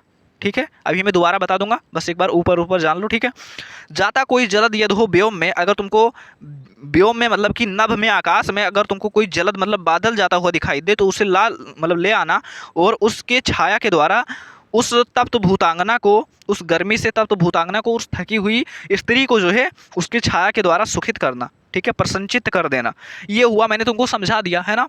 मैं अभी इसकी मैं अनुवाद बताऊंगा, मतलब इसका जो है मैं व्याख्या बताऊंगा तो अभी मैं बता दूंगा। ठीक है, अभी मैं इसका व्याख्या बता दूंगा। ठीक है, तब तुमको और अच्छे से समझ में आ जाएगा। देखो यहाँ पर हमको सबसे पहले क्या लिखना है, उपयुक्त पद्यांश के शीर्षक और कवि का नाम लिखे, यानी ये पद्यांश किस चैप्टर का है और इसके लेखक का नाम क्या है। ठीक है, तो ये पवन दूत का चैप्टर से, इसके लेखक जो है हरियोध जी हैं। तो आप सभी लोग इसका संदर्भ आसानी से लिख देंगे। क्या लिखेंगे कि प्रस्तुत पद्यांश महाकवि अयोध्या सिंह उपाध्याय हरिओं द्वारा रचित प्रिय प्रवास से हमारी पाठ्य पुस्तक के पद्य भाग में संकलित पवन दूत का शीर्षक से काव्यांश से उद्धृत है। ये देखो तुमको कठिन दिखाई दे रहा है ना, चलो मैं तुमको बोल कर बता रहा हूँ, तुम आसानी से लिख सकते हो कि प्रस्तुत पद्यांश हमारी पाठ्य पुस्तक के हिंदी के काव्यखंड के पवन दूत का नामक शीर्षक से उद्धृत है, जिसके लेखक अयोध्या सिंह उपाध्याय हरिओं जी हैं। ठीक है, बस इतना सा लिख दो, हो जाएगा यार, इतना बड़ा लिखने की जरूरत नहीं है। क्या मैं बताया मैंने कि प्रस्तुत पद्यांश हमारी पाठ्य पुस्तक हिंदी के काव्यखंड में संकलित पवन दूत का नामक शीर्षक से उद्धृत है, या पवन दूत का नामक शीर्षक से लिया गया है, और इसके लेखक अयोध्या सिंह उपाध्याय हरिओं जी हैं। बस सिंपल सा, ये तो हो जाएगा ना आसानी से। चलो अगला हमारे क्या है कि रेखांकित अंश की व्याख्या कीजिए, यानी जो यहाँ पर अंडरलाइन वर्ड है उनकी व्याख्या करना है। तो देखो मैंने तुमको पहले ही बता दिया व्याख्या करके कि यहाँ पर इतने वर्ड जो है अंडरलाइन है, तो हमको यहाँ पर इसको बताना है। तो यहाँ पर हम क्या करेंगे, लज्जाशीला पथिक महिला, तो यहाँ पर हम लिखेंगे कि राधा रानी या राधा जी पवन से कहती हैं कि जाते जाते अगर तुमको रास्ते में कोई लज्जाशील पथिक महिला, यानी तुमको अगर लज्जावान स्त्री जो कहीं दृष्टि आए, अगर कहीं दिखाई दे, होने देना विकृत वसना, तू ना तो सुंदरी को, तो तुम उस सुंदरी के वसन मतलब वस्त्रों को विकृत होने ना देना, तो तुम उस सुंदरी के वस्त्रों को विकृत ना होने देना, उसको अस्त व्यस्त ना कर देना। थोड़ी भी शर्मित वह हो, अगर वह थोड़ी सी भी शर्मित हो यानी कि थकी हुई हो, तो गोद में ले श्रांति खोना, तो उसे गोद में लेकर उसकी श्रांति खोना मतलब उसकी थकान को मिटा देना, उसके होंठ की और उसके कमल समान मुख की मलानताएं मिटाना। ठीक है, आसान सा था, मैंने आपको पहले भी बता दिया, अभी बता दिया। नहीं समझ में आया एक बार जो है दोबारा फिर देख लेते हैं, 10 से 15 सेकंड पीछे करके आप सभी लोग दोबारा देख सकते हैं। ठीक है, हाँ अगला क्वेश्चन हमारा क्या है कि राधा पवन दूतिका से राह में पथिकों के साथ कैसा व्यवहार करने को कहती हैं। ये तो हमको यहीं पर मिल जाएगा। अगर आप इसका देखो, इसमें सबसे इंपॉर्टेंट है व्याख्या। व्याख्या अगर तुम कर ले जाओगे व्याख्या से, तो तुम ये नीचे के 3 क्वेश्चन आसानी से कर लोगे। ठीक है, और बाकी मैंने तुमको बता रखा है कि गद्यांश मतलब संदर्भ कैसे लिखोगे। संदर्भ में तुमको पाठ पढ़ने की भी जरूरत नहीं, मैंने तुमको कुछ कीवर्ड बता दिए थे ना, उनको याद रखो, तुम्हारा काम हो जाएगा। चलो, तो यहाँ पर हमसे क्या पूछा गया है कि राधा पवन दूतिका से राह में पथिकों के साथ कैसा व्यवहार करने के लिए कहती है। तो यहाँ पर तुमने क्या देखा कि वह उनसे कह रही थी कि अगर कोई स्त्री दिखाई दे तो उसको उसकी थकान को मिटा देना। कोई किसान की स्त्री दिखाई दे, अगर वह थकी हुई हो तो उसे आकाश में जाना, वहाँ से बादल लेकर आना और उसको जो है उसकी छाया के द्वारा प्रसन्नचित कर देना। ठीक है, तो यहाँ पर हमने देखा कि राधा जी पवन को आदेश दे रही हैं कि अगर तुमको रास्ते में कोई दिखाई दे, दुखी दिखाई दे, तो उस पर उपकार कर देना, यानी परोपकार करने के लिए करेंगे। तो यहाँ पर हम इसके उत्तर में क्या लिखेंगे, तो यहाँ पर क्या लिखेंगे कि राधा पवन दूतिका से राह में पथिकों के साथ परोपकार का व्यवहार करने को कहती है। ठीक है, हो जाएगा हमारा। उसके बाद में अगला क्वेश्चन देख लेते हैं। अगला क्वेश्चन हमारा क्या है, अगला क्वेश्चन क्या है कि राधा ने पवन दूतिका को पथिक कृषक स्त्री के ऊपर किसके द्वारा छाया करने को कहा है। देखो मैं तुमको बताया था, अगर तुम इसमें डायरेक्ट इसका उत्तर नहीं बताऊंगा, किसके द्वारा उस स्त्री को सुखी करना, किसकी छाया के द्वारा। तो यहाँ पर मैं तुमको बताया था ना, ये देखो लास्ट लाइन कि अगर तुमको जाता कोई जलद, अगर तुमको कोई बादल व्योम में जाता दिखाई दे तो उसे लाकर उसकी छाया के द्वारा उस स्त्री को सुखित करना। यानी कि अगर कोई बादल, क्या है बादल, बादल की छाया के द्वारा। तो यहाँ पर क्या लिखेंगे, राधा ने पवन दूतिका को थकित कृषक स्त्री के ऊपर मेघ द्वारा, वही यानी कि बादल के द्वारा छाया करने को कहा है। आगे देख लेते हैं। अगला हमारा कौन सा है, कृषक ललना में, कृषक ललना शब्द में कौन सा समास होगा। कृषक ललना शब्द में कौन सा समास होगा। देखो कृषक ललना का अर्थ होता है किसान की स्त्री, पर हमारे उत्तर प्रदेश में मतलब कि हमारे इस इंडिया में मतलब भारत में बहुत सारे ऐसे राज्य हैं जहाँ पर ललना का मतलब पुत्री भी होता है। ठीक है, खैर कोई भी हो, यहाँ पर संबंध बता रहा है काकी के, तो यहाँ पर जो हमारा समास होगा वो कौन सा होगा, तत्पुरुष समास होगा। एक सेकंड, हाँ तो यहाँ पर हमारा क्या हो जाएगा, तत्पुरुष समास होगा। इसमें जो हमारा समास होगा क्या होगा, कृषक ललना में तत्पुरुष समास होगा। ठीक है, ठीक है, आई होप आप सभी लोग को समझ में आ गया होगा कि अगर आप सभी लोग के बोर्ड एग्जाम में अगर गद्यांश पद्यांश आता है तो आप उसके संदर्भ, उसकी व्याख्या और उससे आधारित क्वेश्चंस कैसे करोगे, है ना। और मैंने सब कुछ जो है मैंने ट्रिक के साथ बताया, तो आई होप अब तो आप सभी लोग को समझ में आ गया होगा। और भी हम गद्यांश पद्यांश बीच बीच में कराते रहेंगे, तो इसलिए चैनल को सब्सक्राइब कर लेना। साथ ही साथ अब चलिए हम बढ़ते हैं, हमारा जो अगला टॉपिक है कहानियाँ, कहानियों पर हम बढ़ते हैं और देखते हैं कौन कौन सी इंपॉर्टेंट कहानियाँ जिनको हमको अपने बोर्ड एग्जाम के लिए तैयार करना है। ठीक है, और जिन्होंने अभी तक चैनल को सब्सक्राइब नहीं किया, सब्सक्राइब कर लेना। और जो लोग रिकॉर्डेड देख रहे हैं ना, उससे मैं कहूँगा नीचे एक हाइप का बटन होता है, उसको उस पर क्लिक कर देना और जितने पॉइंट्स आप हाइप के दे सकते हो दे देना, इससे और भी लोगों तक यह वीडियो पहुँच जाएगा। ठीक है, चलिए अगर हम कहानियों की बात करें तो कहानियों से संबंधित आपके बोर्ड एग्जाम में जो प्रश्न आते हैं वो 5 नंबर के आते हैं, जिसमें आपको कहानियों का सारांश एवं उद्देश्य पूछा जाता है। और अगर हम कहानियों की बात करें तो आपके सिलेबस में 4 कहानियाँ हैं, पंचलाइट, बहादुर, ध्रुव यात्रा और लाठी। चलिए हम सारी कहानियाँ देख लेते हैं, एक एक करके हम सारी कहानियाँ देखेंगे, कोई कहानी नहीं छोड़ेंगे। ठीक है, और सारी कहानियाँ मैं ट्रिक के साथ बताऊंगा कितने वर्ड में लिखना है, कैसे लिखना है, ठीक है, और कैसे पूरे नंबर मिलेंगे, सब कुछ बताने वाले हैं। ठीक है, और जो लोग रिकॉर्डर देख रहे हैं अभी, मैं कहूँगा सच में यार वीडियो बहुत ज़्यादा लाजवाब है, पूरा वीडियो पूरा क्लास अंत तक जरूर देखना। चलिए शुरू करते हैं। ठीक है, हम सबसे पहले देखेंगे पंचलाइट कहानी। ठीक है, इसका सारांश उद्देश्य देखेंगे, फिर बहादुर उसका सारांश उद्देश्य, और इसी तरह सारी कहानियों का सारांश उद्देश्य हम देखेंगे। ठीक है, तो चलिए शुरू करते हैं। हमारी जो सबसे पहली कहानी है पंचलाइट। तो जो आपकी पंचलाइट कहानी, इसके लेखक हैं आपके फणीन्द्रनाथ रेणु जी, और फणीन्द्रनाथ रेणु जी हिंदी साहित्य जगत के सुप्रसिद्ध आंचलिक कथाकार हैं। इसमें उन्होंने एक ग्रामीण क्षेत्र का चित्रण किया है, यानी जो आपकी पंचलाइट कहानी है बिहार की आंचलिक प्रदेश की कहानी है, और जो आपके लेखक फणीन्द्रनाथ रेणु जी हैं ये भी बिहार के ही रहने वाले हैं। उसने जो है इस कहानी में क्या दिखाया है कि जो देखो आज भारत जो है हमारा विकासशील देशों की श्रेणी में गिना जाता है, लेकिन बहुत सारे ऐसे गांव हैं जो अभी बहुत ज़्यादा पिछड़े हुए हैं, और उनका एक उद्देश्य यह भी रहा है कि देखो अगर व्यक्ति में 1000 दोष हो, उसके अंदर 1000 अवगुण हो, लेकिन उसके अंदर अगर टैलेंट है तो उसके सारे दोष सारे अवगुण जो है माफ हो जाते हैं। इन 2 उद्देश्य को ध्यान में रखकर इस कहानी को लिखा गया है। तो चलिए समझते हैं इस कहानी का सारांश, बहुत ही आसान शब्दों में, इससे आसान आपको कहीं नहीं मिलेगा, आपको 2 मिनट के अंदर आपको याद हो जाने वाला है, और कैसे लिखना है ये भी बताने वाले हैं आपको। तो देखो जो आपका सारांश होता है इसमें आपको 80 वर्ड में इसको लिखना रहता है, पर मैं आपको बता दूं आप कम से कम 100 लिखने की कोशिश करो, क्योंकि 80 में आप लिखने की कोशिश करोगे बहुत सारे ऐसे स्टूडेंट्स होंगे जो 80 वर्ड को एक ही या आधे ही पेज में निपटा देंगे। तो ऐसा नहीं करना है, आपको 100 वर्ड में लिखना है। आप कोशिश करिए 100 वर्ड में, और उतना मैं आपके लिए यहाँ पर लिख कर लेकर आया हूँ, आपको टेंशन लेने की कोई ज़रूरत नहीं है। आपको ना फालतू लिखना है और ना ही इससे कम लिखना है। ठीक है, चलो तो देखते हैं इसका सारांश। तो सारांश में क्या लिखेंगे मैं सबसे पहले बता दूं, अगर कोई भी कहानी आ जाए सबसे पहले उस कहानी का नाम लिखोगे, उसके लेखक का नाम लिखोगे। तो हमने यहाँ पर लिख दिया पंचलाइट कहानी के लेखक फणीन्द्रनाथ रेणु जी हैं। ये हिंदी साहित्य जगत के सुप्रसिद्ध आंचलिक कथाकार हैं, जैसा कि मैंने तुमको शुरुआत में ही बता दिया। और मैंने क्या बताया था आपको शुरुआत में कि जो पंचलाइट कहानी है ये बिहार के आंचलिक प्रदेश की कहानी, यानी बिहार के एक क्षेत्र की कहानी है, ग्रामीण क्षेत्र की कहानी है। और पंचलाइट यानी इसका जो है पंचलाइट नाम है, लेकिन प्यार से लोग इसे पंचलाइट बोलते हैं। तो इस कहानी के माध्यम से जो है ग्रामवासियों की मनोस्थिति की वास्तविक झांकी प्रस्तुत की गई है, उनके अंधविश्वास को दिखाया गया है, और इसके साथ साथ उनकी अज्ञानता को दिखाया गया है, उनके बीच हो रहे भेदभाव को दिखाया गया है। ठीक है, और क्या दिखाया गया है, और इस कहानी में यह दर्शाया गया है कि किस प्रकार आवश्यकता बड़े से बड़े अवगुण या निषेध अथवा रूढ़िगत संस्कार को अनावश्यक सिद्ध कर देती है। जैसा मैंने तुमको पहले बताया कि व्यक्ति में 1000 गुण हो, 1000 दोष हो, पर उसके अंदर अगर टैलेंट है, उसके अंदर कोई स्किल है, तो उसके सारे दोष सारे अवगुण माफ हो जाते हैं, उस पर पानी फिर जाता है अगर उसके अंदर कोई टैलेंट है, उसके अंदर कोई कला है। ठीक है, और यही देखने वाले हैं आज की इस कहानी में। ठीक है, तो होता क्या है, इस कहानी का सारांश बहुत ही मज़ेदार है कि एक गांव होता है, और जो गांव है कई सारी टोली में बटा होता है, ब्राह्मण टोली, यादव टोली, उसी में से एक टोली होता है महतो टोली। तो उस समय होता क्या था, जिस टोली के पास जो है पंचलेट होता था उसे सम्मान की दृष्टि से देखा जाता था। तो महतो टोली के पास पंचलेट नहीं था, तो महतो टोली वाले क्या करते हैं, ये लोग जुर्माने के पैसे को इकट्ठा करते हैं और जो है रामनवमी के मेले से एक पंचलेट खरीद कर लाते हैं।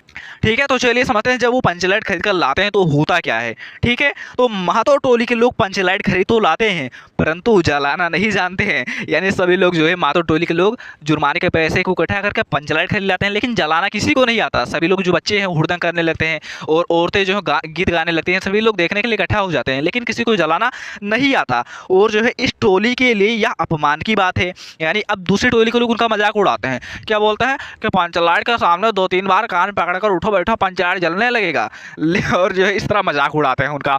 अब दूसरे टोली के आदमी से जलवाएंगे तो उनका तो अपमान होगा, है ना।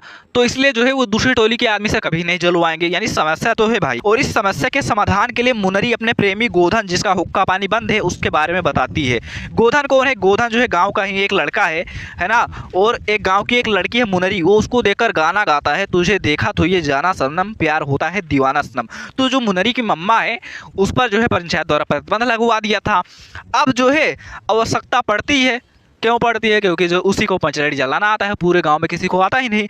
तो जो है अब उसको बुलाया जाता है तो गोधन आता है और पंचलैड जला देता है और गांव के लोगों में खुशी की लहर दौड़ जाती है। सरदार गोधन के साथ खून माफ कर देता है, यानी कहने का अर्थ है कि उस पर लगे सारे प्रतिबंध हटा लिए जाते हैं। और जो है मुनरी की माँ जिन्होंने उस पर गोधन पर प्रतिबंध लगवाया था, उसे जो है रात के भोजन पर आमंत्रित कर लेती है और इस तरह जो है गोधन और मुनरी का प्रेम फिर से हरा भरा हो जाता है। ठीक है, यानी देखा कितना अच्छा कहानी था हमारा। ठीक है, अब इस कहानी से तुमको क्या सीख मिला, इसको हमको लिखना होता है इसके उद्देश्य में। ठीक है, तो हम इसका उद्देश्य देख लेते हैं। पंचलैंड कहानी के लेखक भट्टनाथ रेणु जी हैं। ये हिंदी साहित्य जगत के सुप्रसिद्ध आंचलिक कथाकार हैं और जो हमारी पंचलैंड कहानी है बिहार के आंचलिक परिवेश की कहानी है, यानी बिहार के एक ग्रामीण क्षेत्र की कहानी है। और इस कहानी के द्वारा रेणु जी ने ग्रामीण अंचल का वास्तविक चित्र खींचा है, ग्रामीण वासियों की रियल इमेज दिखाई है, उनकी मनोस्थिति की वास्तविक झांकी प्रस्तुत की है। ठीक है, गोधन के द्वारा पेट्रोमैक्स जला देने पर उसकी सारी गलतियां माफ कर दी जाती हैं और उस पर लगे सारे प्रतिबंध हट जाते हैं तथा उसे मनचाहा आचरण करने की भी छूट मिल जाती है। इससे तुमको क्या सीख मिलता है? इससे तुमको सीख मिलता है, यानी इससे स्पष्ट होता है कि आवश्यकता बड़े से बड़े रूढ़िगत संस्कार और परंपरा को व्यर्थ साबित कर देती है। और इसी केंद्रीय भाव के आधार पर इस कहानी के महत्वपूर्ण उद्देश्य को स्पष्ट किया गया है। आगे क्या है, इस प्रकार पंचलैंड जलाने की समस्या और उसके समाधान के माध्यम से कहानीकार ने ग्रामीण मनोविज्ञान का सजीव चित्र उपस्थित किया है। ग्रामवासी जात के आधार पर किस प्रकार टोली में विभक्त हो जाते हैं, किस प्रकार जो है वे आपस में ईर्षा द्वेष युक्त भाव से भरे रहते हैं, इसका बड़ा ही सजीव चित्रण इस कहानी में हुआ है। और रेणु जी ने यह भी दर्शाया है कि भौतिक विकास की या आधुनिक युग में जहाँ भारत इतना आगे बढ़ रहा है, भारतीय गाँव में कुछ जातियाँ कितने अधिक पिछड़े हुए हैं। यानी इस कहानी के माध्यम से रेणु जी ने अप्रत्यक्ष रूप से ग्रामीण सुधार की प्रेरणा भी दी है। ठीक है, यानी एक तीर से दो निशाना, यानी ये दो लाइन आप याद रख लो, इसको ही लिख देना, आपके नंबर नहीं घटेंगे। पहली लाइन की आवश्यकता बड़े से बड़े रूढ़िगत संस्कार और परंपरा को व्यर्थ साबित कर देती है ना। जैसे तुमने देखा ना, गोधन में बहुत सारे अंगूर थे, उसको देखकर गाना गाता था, लेकिन फिर भी जो है उसके अंदर टैलेंट था, तो उसे उसके सारे दोष जो है माफ़ कर दिए गए। दूसरा उद्देश्य जो है क्या था, ग्रामीण सुधार की प्रेरणा, ग्राम सुधार की प्रेरणा। ठीक है, ये था। तो यहाँ पर हमारे दो उद्देश्य हैं, इन दोनों को लिख देना। ठीक है, ऊपर लिख दोगे लेखक का नाम, उसके बाद ये लिख दोगे, ये लिख दोगे, तो काम खत्म।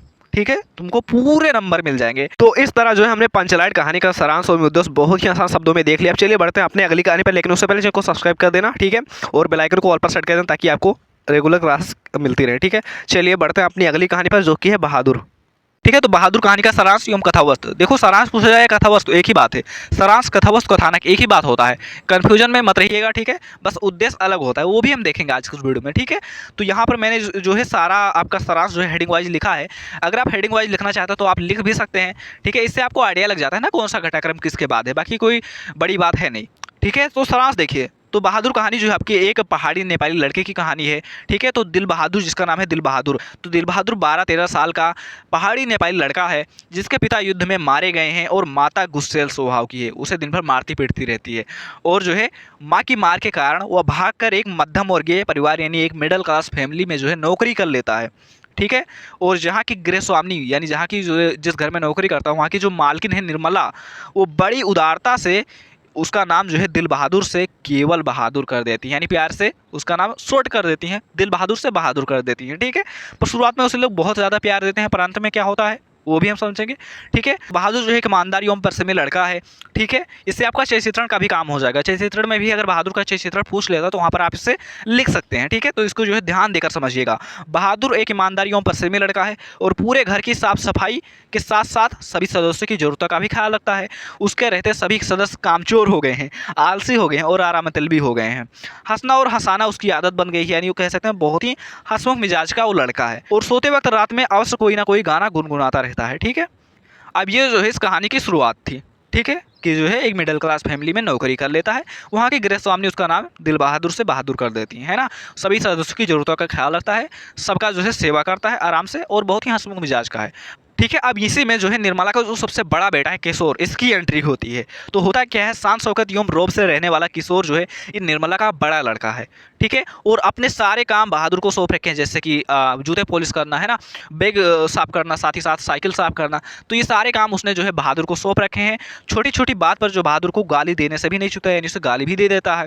ठीक है, यानी कुत्ता कमीना ऐसे गाली दे देता है और मौका पड़ जाए तो पीट भी देता है। बहादुर पिटाई खाकर जो है कोने में ही बड़ी देर तक खड़ा हो जाता है। उसके बाद फिर हंसने लगता है ना, हंसमुख मिजाज का है, तो उसे जो है दिल पर नहीं लेता, हंसने लगता है। लेकिन होता क्या है कि एक दिन किशोर ने उसे सुअर का बच्चा कह दिया। अब जो है इससे उसके स्वाभिमान को ठेस पहुंची और उसने किशोर का काम करने से मना कर दिया।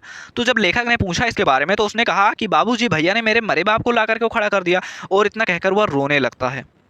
ठीक है। अब धीरे धीरे इसी तरह जो घर के सदस्य हैं उनके भी व्यवहार में परिवर्तन आने लगता है। ठीक है, जैसे कि निर्मला की पड़ोसिन जो होती हैं उनसे बताती हैं कि भैया हम जो है, हमारे यहाँ के नौकर अपनी रोटी खुद सेंकते खाते हैं, हमने उनको अपने सिर पर नहीं चढ़ा रखा, इतना ज़्यादा हमने छूट नहीं दे रखा। तो इससे जो है निर्मला पर भी प्रभाव पड़ता है और निर्मला के भी व्यवहार में परिवर्तन आने लगा। उसके बाद में बहादुर के लिए उसने रोटियां सेकनी बंद कर दी, यानी अपनी रोटी अब वो खुद बनाता है, खुद खाता है, स्वयं सेक कर खाए। एक दिन निर्मला के घर रिश्तेदार आए, उसके कुछ रिश्तेदार उसके घर आते हैं। अब यहाँ से जो है कहानी एक नया मोड़ लेती है। एक दिन जो है निर्मला के रिश्तेदार उसके घर आए, उन्होंने चाय नाश्ते के दौरान 11 रुपये चोरी होने की बात कही। तो सबने जो है बहादुर पर ही शक किया, क्योंकि जो है अक्सर देखा जाता है तो गरीब पर ही सभी लोग जो है शक करते हैं, और बहादुर जो है गरीब है और अलग से आया भी है ना, वहाँ का नौकर है, तो इसलिए सबने जो है बहादुर पर शक किया। लगातार बहादुर के मना करने पर भी उसे डराया धमकाया पीटा, यानी उसने कहा कि मैंने नहीं लिया, मैं इसके बारे में नहीं जानता, फिर भी उसे डराया गया, धमकाया गया, ये भी कहा गया कि उसको पुलिस को सौंप देंगे तुमको। लेकिन जो है उसने अब क्या बोले कि हमने ले लिया है, जब उसने लिया ही नहीं है तो क्या बोले, है ना। तो बहादुर पर जो झूठा इल्ज़ाम था, लेखक ने भी उसे एक चांटा मार दिया। ठीक है। अब होता क्या है, इस घटना के बाद बहादुर जो है खिन्न रहने लगा, यानी कि बहुत ज़्यादा दुखी रहने लगा, और जो है सभी लोग उसे कुत्ते की तरह धुतकारने लगे, यानी कोई भी अब उसका रिस्पेक्ट नहीं करता था, है ना। और उसके साथ ही साथ वो अब समझ गया था कि घर वाले उसके प्रति उदार नहीं है। ठीक है। अब ऐसा होता ही है, अक्सर होता है कि अगर आप किसी स्थान पर रहते हैं, अगर 2-3 दिन रहेंगे आपका सम्मान होगा, लेकिन इसके बाद अगर महीने 2 महीने रहेंगे आप अपने किसी भी रिश्तेदार के यहाँ, तो उसके बाद वो खुद ताना मारने लेंगे, है ना। तो इसी तरह बहादुर के साथ भी होता है, हालांकि वो नौकर है तो उसे तो और भी ताना मारेंगे, है ना। तो जो है वह बड़ी बेचैनी और घबराहट महसूस करने लगा, और फिर होता क्या है, एक दिन घर से भाग जाता है। कैसे भाग जाता, एक दिन उसके हाथ से सिल छोड़कर गिर गया और उसके 2 टुकड़े हो गए, तो पिटाई के डर से वह घर से भाग गया, अपना सारा सामान वहीं छोड़ गया, यानी लेखा के घर पर ही छोड़ गया, निर्मला के घर पर ही छोड़ गया। तो जो है किशोर को अब उसकी ईमानदारी पर विश्वास हो गया था। सभी लोग जानते थे कि रिश्तेदार ने उस पर झूठा इल्ज़ाम लगाया था, यानी उन्होंने रुपए घर से ही नहीं लेकर आए थे, है ना, उन पर झूठा इल्ज़ाम लगाया था, और अंत में सभी पश्चाताप करने लगे। ये था इस कहानी का सारांश। बहुत आसान शब्दों में हमने समझा, ठीक है, इससे आसान आपको नहीं मिलेगा। ठीक है, बहुत आसान शब्दों में आपको बता दिया हमने। ठीक है। हाँ, अब इसका उद्देश्य भी हम लिख देते हैं। ठीक है, तो उद्देश्य में आप क्या लिखेंगे, बहादुर कहानी के लेखक सुप्रसिद्ध कथाकार अमरकांत जी हैं। ठीक है, देखो सारांश लिखोगे चाहे उद्देश्य, सबसे पहले आप यही लिखोगे उसके लेखक कौन है, तो हमने यहाँ पर लिख दिया बहादुर कहानी के लेखक जो है अमरकांत जी हैं, और इनकी बहादुर कहानी मध्यम वर्गीय परिवार में नौकरी करने वाले बहादुर नाम के पहाड़ी लड़के पर आधारित एक रोचक सुगठित संक्षिप्त तथा समस्या मूलक कहानी है। बड़ा लग रहा है ना, चलो मैं इसको कट कर देता हूँ थोड़ा सा। चलो आप अगर चाहो तो इसको यहाँ से जो है थोड़ा सा इसको कट कर सकते हो। ठीक है, इसको आप उड़ा दो। ठीक है, कोई दिक्कत नहीं है। ठीक है, आप डायरेक्ट यही लिख दो कि बहादुर कहानी के लेखक अमरकांत जी हैं, और बहादुर कहानी जो है मध्यम वर्गीय परिवार में नौकरी करने वाले बहादुर नाम के लड़के पर आधारित है। ठीक है, आसान हो जाएगा ना, मैं आपको नहीं चाहूँगा कि आपको कठिन कुछ बताऊँ। ठीक है, मुझसे जितना हो सकेगा मैं आपको आसान ही दूंगा, एकदम हलवा। ठीक है, और इस कहानी में यह बताया गया है, एक सेकंड, और इस कहानी में यह बताया गया है कि मात्र पूंजीपति ही श्रम का शोषण नहीं करते, यानी जो बड़े लोग होते हैं सिर्फ वही ही नहीं अपने नौकरों पर अत्याचार करते हैं, जो सामान्य मध्यम वर्ग के लोग हैं वो भी इस कुकृत्य में पीछे नहीं है, यानी वो भी इस बुरे कर्म में पीछे नहीं रह गए हैं। अब इस कहानी का उद्देश्य समाज में उत्पन्न वर्ग संघर्ष की मानवीय सहानुभूति द्वारा समाप्त करने का देना है। सोचतों के प्रति मानवता एवं प्रेम का व्यवहार ऊंच नीच के भेद के कारण दिलों में परी दरार को भर देता है, यानी इस कहानी का भाव। बहादुर भी मानवीय स्नेह एवं संवेदनाओं का भूखा है। मालिक द्वारा पीटे जाने और उसके प्रतिक्रिया स्वरूप उसके द्वारा घर छोड़ दिए जाने पर जो है परिवार के सभी सदस्यों को पश्चाताप का अनुभव होता है, स्वयं को दोषी महसूस करते हैं। इन धनी और निर्धन का वर्ग भेद मानवीय भावनाएं ही कम कर सकती हैं, और लेखक का मुख्य उद्देश्य दोनों के हृदयों का परिवर्तन हो, धनी और अमीर, और सबके प्रति सहानुभूति व्यवहार बनाए रखना, संदेश देना है इस कहानी का प्रमुख उद्देश्य। ठीक है, ये भी हो गया हमारा आराम से। चलो अब बढ़ते हैं अपनी अगली कहानी जो कि हमारी लाठी, लेकिन उससे पहले अभी तक चैनल को सब्सक्राइब नहीं किया तो प्लीज़ सब्सक्राइब कर लेना। ठीक है, चलिए देखते हैं लाठी कहानी का सारांश, जो कि बहुत ही ज़्यादा इंपॉर्टेंट कहानी है। बहुत ही मजेदार तरीके से इसका पूरा सारांश एवं उद्देश्य हम देखने वाले हैं। ठीक है, तो शुरुआत करते हैं अपनी इस लाठी कहानी की। लेकिन उससे पहले अगर आप चैनल पर नए हैं तो प्लीज़ सब्सक्राइब कर लेना अगर आप अपने बोर्ड एग्जाम में अच्छा नंबर लाना चाहते हो तो, क्योंकि इस तरह की बेहतर क्लासेस इस चैनल पर हमेशा आती रहती हैं। और आपको फ्री में नोट्स और पीडीएफ चाहिए, इस क्लास का पूरा नोट्स और पीडीएफ चाहिए, तो आप सभी लोग हमारे टेलीग्राम चैनल और व्हाट्सएप ग्रुप से जुड़ जाइए। आपको लिंक जो है डिस्क्रिप्शन में मिल जाएगा, जाकर प्लीज़ ज्वाइन कर लेना। वहाँ पर आपको ये सारी चीज़ें, सारे पीडीएफ, सारे नोट्स मिल जाया करेंगे। चलिए इस कहानी का सारांश देखते हैं। लेकिन उससे पहले मैं इसके पात्रों के बारे में बता देना चाहता हूँ, जो इस कहानी के मेन कैरेक्टर हीरो और हीरोइन है। तो इसका जो प्रमुख स्त्री पात्र है वो है लाठी, जो एक समय पर बानो के नाम से जानी जाती थी, लेकिन वो है बाद में लाठी बन जाती हैं। बानो से लाठी बनने की पूरी कहानी आज की इस वीडियो में हम देखने वाले हैं। और इस कहानी का जो प्रमुख पुरुष पात्र है वो है कप्तान जोशी, जिनका बानो के साथ विवाह होता है। लेकिन उनके विवाह के 2 दिन बाद ही उन्हें बानो को छोड़कर बसरा जाना पड़ता है युद्ध के लिए। और उसके बाद में बानो को ससुराल वालों के द्वारा बहुत सारी प्रताड़नाएं सहनी पड़ती हैं, जिसके कारण बानो को क्षय रोग हो जाता है और उसे एक सैनिटोरियम में भेज दिया जाता है। फिर जब कप्तान जोशी आते हैं तो उन्हें सैनिटोरियम में पाकर बहुत ज़्यादा दुखी होते हैं, उनकी दिन रात सेवा करते हैं। चलिए देखते हैं कहानी का सारांश, वरना पहले ही बता देंगे तो मज़ा कैसे आएगा, है ना। तो हेडिंग डालेंगे लाठी कहानी का सारांश। उसके बाद में देखो, सबसे पहले आप कोई भी कहानी लिखते हैं, कोई भी कहानी का सारांश लिखते हैं, तो सबसे पहले आपको उसके लेखक और लेखक का नाम लिखना जरूरी है, अनिवार्य है। तो सबसे पहली लाइन में आप क्या लिखेंगे कि लाठी कहानी प्रसिद्ध कहानीकार शिवानी द्वारा रचित एक बहुत ही सुंदर कहानी है। उन्होंने इस कहानी में पहाड़ी रंग दिखाया है। काठ गोदाम से कुछ ही मील दूर एक ऊंचे पहाड़ पर गोठिया का सैनिटोरियम था, जहां पर बानो का इलाज चल रहा था। मतलब सैनिटोरियम वो जगह होती है जहां पर जो है मरीजों को लंबे समय के लिए रखा जाता है। तो वहीं पर सैनिटोरियम में उनको रखा गया था बानो को, जिसका नाम उस समय भवाली से भी अधिक था। वहीं 3 नंबर के बंगले में कप्तान जोशी अपनी बीमार पत्नी का इलाज कराने आकर ठहरे हुए थे। मैंने आपको बताया कि जब वह ससुराल वालों की प्रताड़नाएं सहती हैं तब वह जो है क्षय रोग से पीड़ित हो जाती हैं। फिर वह उन्हें जो है सैनिटोरियम में भेज दिया जाता है। कप्तान जोशी आते हैं, देखकर दुखी होते हैं और फिर दिन रात उनकी सेवा करते हैं। ठीक है, अपनी बीमार पत्नी का इलाज कराने के लिए वहाँ पर ठहरे हुए थे उस बंगले में। उनकी पत्नी का नाम बानो था। उसका विवाह 14 वर्ष की आयु में ही कैप्टन जोशी के साथ हो गया था। जब वो 14 साल की थी तभी उसका विवाह हो गया था। और जो है वह अपनी पत्नी से बहुत प्यार करते। पहले क्या होता था, पहले उन्होंने सोचा पता नहीं कैसी लड़की होगी, मैं तो कप्तान हूँ, और उन्होंने पता नहीं किस छोटी बच्ची से विवाह करवा दिया। पर उसकी जो है आचरण को देखकर, उसके प्यार को देखकर, उसकी चंचलता को देखकर उन्हें भी उससे प्रेम हो जाता है, बहुत ज़्यादा प्यार करते हैं उससे। लेकिन होता क्या है, बानो से विवाह के ठीक तीसरे दिन बाद ही उन्हें बसरा जाना पड़ता है, जहां 2 वर्षों तक युद्ध में भटक रहे थे कप्तान जोशी। लेकिन घर वाले बानो से क्या कहते हैं, घर वाले बानो से कहते हैं कि कप्तान जोशी को कैद कर लिया है और वो अब कभी नहीं आने वाले हैं। और जो है 2 वर्षों तक बानो के ऊपर ससुराल वालों ने बहुत जुल्म ढाए, उन्होंने बहुत सारी प्रताड़नाएं सही और बहुत सारी ननदें भी थी उनकी, जिनके ताने सहे। वह कभी सुनती कि उसके पति को जापानियों ने कैद कर लिया है और कभी उसकी सास और चाची उस पर बैंक के बाण चलाती रहती। इसी दौरान बानो को क्षय रोग हो जाता है इतनी कठिनाइयों के बीच में, और फिर उसे सैनिटोरियम भेज दिया गया। जैसे ही कप्तान जोशी घर लौटा, उसे बानो की बीमारी का पता चला तो वह सीधा जाकर सैनिटोरियम में पहुंचा। वहां प्राइवेट वार्ड में उसकी बीमारी का इलाज चल रहा था, मतलब टीबी का इलाज चल रहा था। और सैनिटोरियम से मृत्यु से पहले निकाल दिया जाता था, मतलब उसमें जो मरीज होते थे उनको लंबे समय तक रखा जाता था। उसके बाद जब वो मरने वाले होते थे तो उन्हें कह दिया जाता था कि अब जो है इन्हें आप अपने घर ले जाइए, अब इसके मालिक भगवान ही हैं, तो उन्हें जो है निकाल दिया जाता था। अब बानो को भी दस्त लग गए थे। डॉक्टर आया और उसने उसे देखा, उसने कमरा खाली करने का नोटिस दिया। मतलब आप समझ सकते हैं, नोटिस दिया, इसका मतलब अब बानो अधिक समय तक जीवित नहीं रहेंगी। कप्तान जोशी को देते हुए कहा कल ही ले जाना होगा।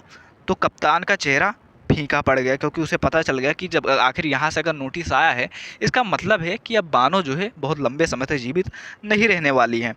रात को वह बानो के सामने आया और कहा कि हमें और कहीं जाना होगा, मतलब हम कहीं और शिफ्ट हो जाते हैं, क्योंकि उसे नहीं बताना चाहता था कि तुम्हारी मृत्यु जो है नज़दीक आ गई है। तो इसलिए उन्हें कहते हैं सैनिटोरियम अच्छा नहीं है, हम जो है कहीं अलग शिफ्ट हो जाते हैं। और बानो यह समझ गई थी कि नोटिस मिल गया है और नोटिस मिलने का कारण अब उसकी मृत्यु होने वाली है। तो सुबह कप्तान उठा, उसने सोचा बानो बाथरूम गई होगी, क्योंकि वहाँ पर नहीं थी, बेड पर नहीं थी, तो उन्हें सोचा बानो बाथरूम गई होगी। लेकिन जब वह नहीं लौटी तब वह भागकर मरीजों तक गया, मतलब एक कमरे से दूसरे कमरे में ऐसे ढूंढने लगा।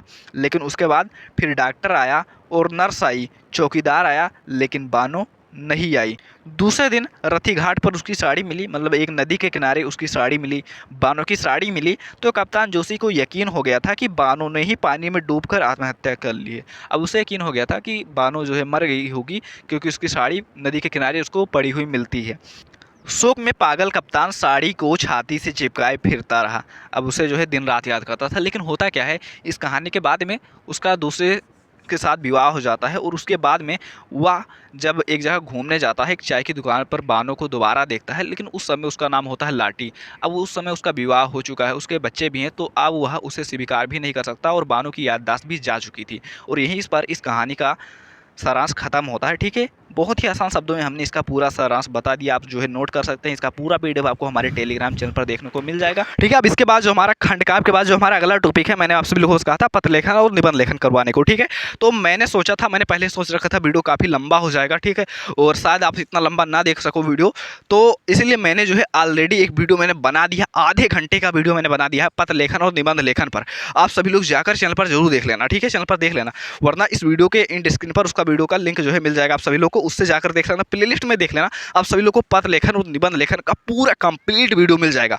एक वीडियो में मैंने करा रखा, ये रहा वीडियो, आप सभी लोग जाकर जरूर देख लेना। बहुत ज़्यादा मजेदार वीडियो था, जिसमें मैंने ट्रिक के साथ कैसे लिखना है पत्र लेखन निबंध लेखन, ये मैंने बताया था। अगर कुछ नहीं आता तो कैसे लिखना है, ये भी मैंने उसमें बता रखा, कैसे पूरे नंबर मिलेंगे, सब कुछ मैंने इस वीडियो में बता रखा है। आप सभी लोग जाकर ये वीडियो जरूर देखना, जिसमें मैंने पत्र लेखन और निबंध लेखन के बारे में पूरा डिस्कस किया है मैंने। ठीक है, तो आज की क्लास कैसी लगी एक बार कमेंट में ज़रूर बताना। सभी लोग इस वीडियो को हाइप देकर जाना, नए तो चैनल को सब्सक्राइब कर लेना ऐसे ही और धमाकेदार वीडियो के लिए।